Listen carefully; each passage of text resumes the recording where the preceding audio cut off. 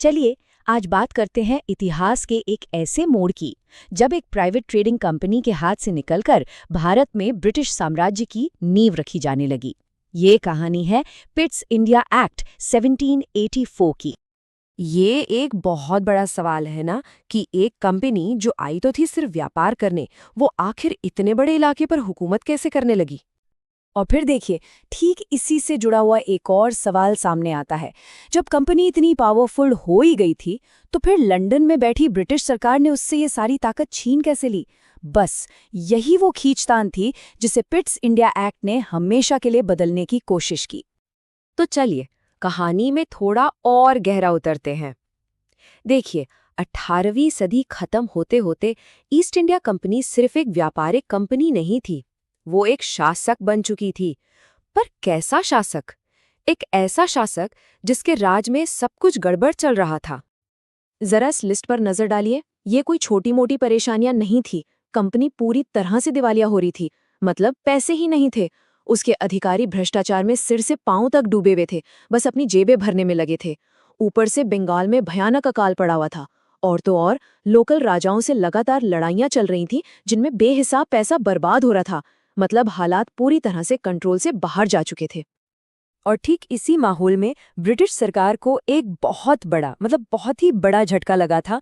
उन्हें अमेरिका में अपने उपनिवेश खोने पड़े थे। ये एक ऐसी हार थी जिसने लंदन को हिलाकर रख दिया था। अमेरिका हाथ से जा चुका था और अब डर था कि कहीं भारत की बारी ना आ जाए। ब्रिटिश सरकार को ये साफ दिख रहा था कि अगर कंपनी की ये गड़बड़ियां चलती रहीं तो भारत जैसा सोने का अंडा देने वाली मुर्गी भी हाथ से निकल जाएगी।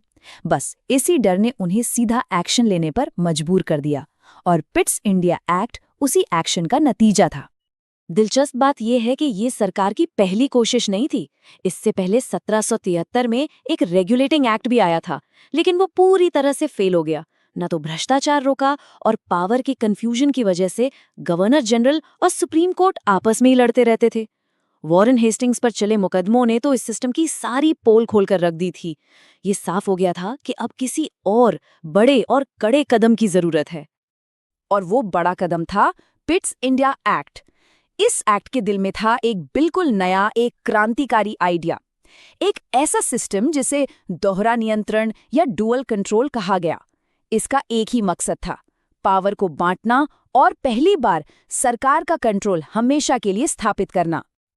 तो ये डुअल कंट्रोल आखिर था क्या? देखिए, बहुत आसान भाषा में कहें तो सरकार ने कंपनी के काम को दो टुकड़ों में तोड़ दिया।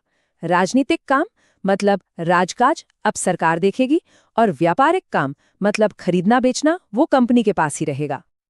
ये स्लाइड इसे एकदम साफ कर देती है। एक नई बॉडी बनाई गई, बोर्ड ऑफ कंट्रोल। सारे राजनीतिक, सैनिक और टैक्स से जुड़े फैसले लेने का अधिकार इसे दे दिया गया। और कंपनी के जो पुराने कोर्ट ऑफ डायरेक्टर्स थे, उनके पास अब सिर्फ और सिर्फ व्यापार का काम बचा। लेकिन यहाँ एक बात समझना बहुत जरूरी है, ये कोई बराबरी का सौदा नहीं था। असली पावर, सारी की सारी पावर सरकार के बनाए हुए बोर्ड ऑफ कंट्रोल के पास थी। और ये बोर्ड सीधे लंदन में क्राउन को जवाब देता था। यानी भारत के भविष्य का फैसला अब कंपनी की मीटिंग में नहीं, बल्कि ब्रिटिश सरकार के दफ्तरों में होने वाला था। अच्छा, तो इस एक्ट ने सिर्फ लंदन से ही बागडोर नहीं संभाली, इसने भारत के अंदर भी पावर स्ट्रक्चर को पूरी तरह से बदल दिया। एक एकदम क्लियर चेन ऑफ कमांड बना दी गई। अब पावर का फ्लो एकदम क्रिस्टल क्लियर था। सबसे ऊपर ब्रिटिश क्राउन, उसके नीचे लंदन में बैठा बोर्ड ऑफ कंट्रोल, उसके नीचे भारत में बंगाल का गवर्नर जनरल, और फिर सबसे नीचे आती थीं बॉम्बे और मद्रास की प्रेसिडेंसीज। इसे एक सीधे साधे उदाहरण से समझते हैं। अब बॉम्बे या मद्रास प्रेसिडेंसीज अपनी मनमर्जी से किसी राजा से जंग या दोस्ती नहीं कर सकती थीं। हर बड़े फैसले के लिए उन्हें बंगाल में बैठे गवर्नर जनरल से हरी झंडी लेनी पड़ती थी। ये सेंट्रलाइजेशन का एक बहुत बड़ा संकेत था। तो इन सारे बदलावों का, इन सबका नतीजा क्या निकला? नतीजा बहुत बड़ा और दूर तक जाने वाला था। असल में इसी एक्ट ने भारत में औपचारिक रूप से ब्रिटिश राज की शुरुआत की। इस एक लाइन में ही सब कुछ कह दिया गया है। अब कंपनी के इलाके किसी प्राइवेट कंपनी की जायदाद नहीं थे, वो आधिकारिक तौर पर भारत में ब्रिटिश संपत्ति थे। ये सिर्फ नाम बदलना नहीं था, ये पूरी सोच, पूरे इरादे को बदलना था। एक तरह का टेक्टोनिक शिफ्ट था। ये तुलना देखिए, पूरी कहानी साफ हो जाएगी। पिट्स एक्ट से पहले हर काम का मकसद था व्यापार और मुनाफा। एक्ट के बाद मकसद हो गया साम्राज्य और रणनीति। अब भारत सिर्फ कमाई का जरिया नहीं था, बल्कि ब्रिटिश साम्राज्य का एक बेहद जरूरी हिस्सा था। तो आखिर में इस एक्ट की विरासत क्या रही? सबसे पहले तो इसने ब्रिटिश राज की औपचारिक शुरुआत की।